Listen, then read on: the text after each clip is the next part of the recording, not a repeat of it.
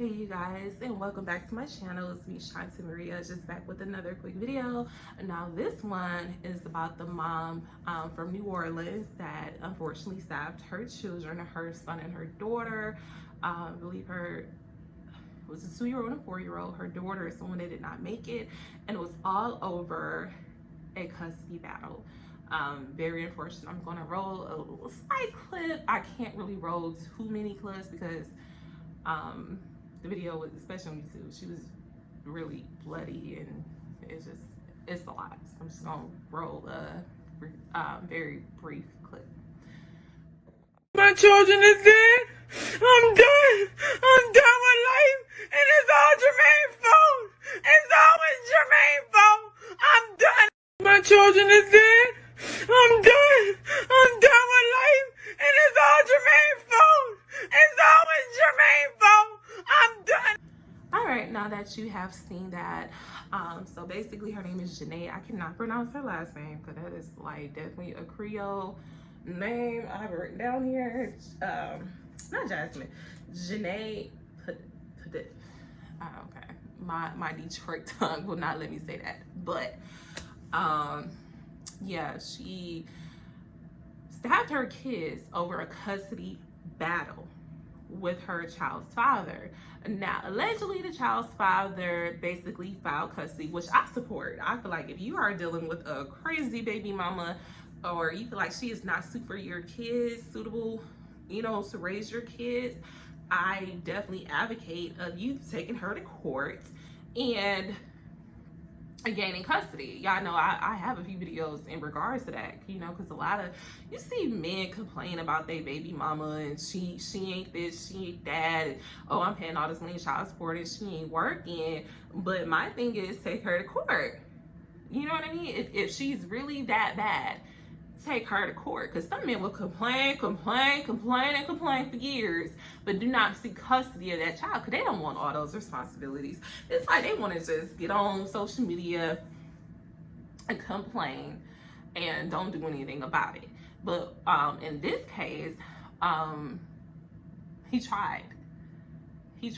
What's his name? Jermaine Roberts. He tried. As a matter of fact, when the incident happened, he actually came to the scene of the crime to try to save the children. But it was, of course, too late for one of them. The son is in critical condition right now. Let's pray that he pulls through. But she, you know, got on made an Instagram post and blamed Jermaine for what she did. And to me, that's unacceptable. But I think the fact that he did take her to court, he probably knew she wasn't a stable person. And clearly a stable mother would not do this. Now, not to shame her or blast her, I had really, really bad postpartum, especially with my first son. But I didn't want to harm him. Now, I know postpartum can be a really, really dark place for mothers. But it just seemed like it had been something else with her. You know, it had been something else there.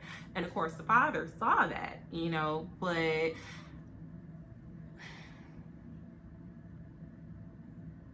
and maybe it was just too late. I mean, it's a lot of mental illness, just like in a video that I, you know, just recently posted about the ICU nurse that ended up killing 6 people or whatever in his car crash.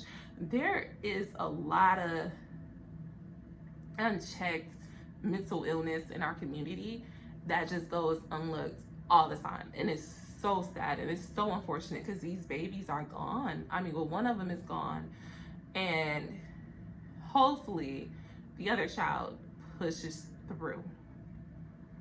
But all of this to me it's a little insane. It's insane. I feel like, because as a mother, like, as a mom, I mean, y'all know I'm a single mom. I have 2 children. I'm raising them by myself, whole different state from their dads. They have different dads, whatever. But at the same time, like, my youngest son dad was like, at one point when I put, because he's the only one on child support, but when I put him on child support, was trying to threaten me to take my son. I'm like, well, you have to prove I'm a bad mom. And I'm the only parent that he knows. So I'm like, there's just no way.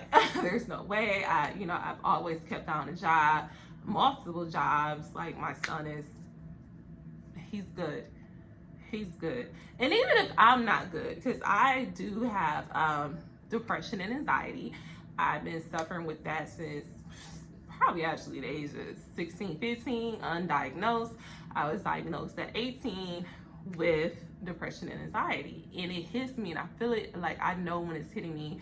And as a mom, especially being in a state where I don't really know nobody, don't really have too many friends out here, it's really just me and the kids. And when I'm stressed and when I'm just not feeling like myself, I'm crying, I'm just upset, my anxiety is kicking in to the point. My anxiety has kicked in a lot lately to the point, like, I think I mentioned this in another video, I started grinding my teeth at night and I didn't realize it. But that's how bad my anxiety had gotten being out here. I think just being out here alone. To the point I literally cracked teeth, like my wisdom teeth all the way in the back, cracked. And I'm waking up and it's like teeth falling out my mouth. I'm like, what the hell? But I started grinding my teeth because of the stress and anxiety.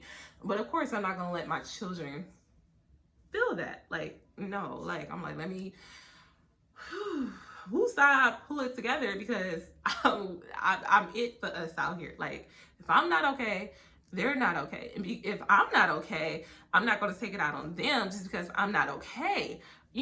So like for what she did, it's just, I feel like there were other, just give them to the father. Like, if you give them to the father, like, take your pride away and just let them go with their dad. And I ain't never been through a custody battle, probably never will. But it just seemed like it's petty. It's kind of like, no, if I can't have them, nobody, that's toxic. We see, you see relationships like that. Like, if I can have you, nobody can have you. Like, what? That's insane. That's kind of what type of time she was on. Like, if I cannot have these kids, neither can you. It's your fault. You did this because you're taking my child away from me. And that's insane. That is insane. And I feel so bad for the father. Like, extremely bad for him. Definitely praying for him and his family, as well as her family, because they lost a family member. But it's this unchecked mental illness. And I think as a friend, if you see someone that's doing that type of stuff, like, I'll check my friends. Like, if you are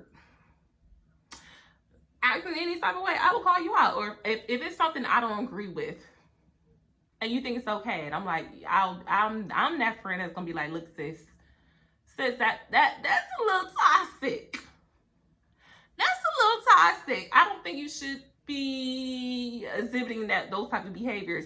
I tell my best friend all the time that she need to go to therapy all the time, and she be like, I don't think it worked. This is gonna talk to you. No, they're gonna do more than talk to you, because like if you now, it's probably kind of bad, because sometimes therapy is like, you can say what you want to say, but at some point, if you're exhibiting some behaviors that it's like you're going to harm yourself or others, they will check your ass into a mental hospital, which she needed to be into a mental hospital. She would have visited to her therapist about feeling like that. Like, oh, I feel like I'm going to harm myself and my kids, because if he get custody of these kids, I'm not going to be okay. They're going to check your ass in.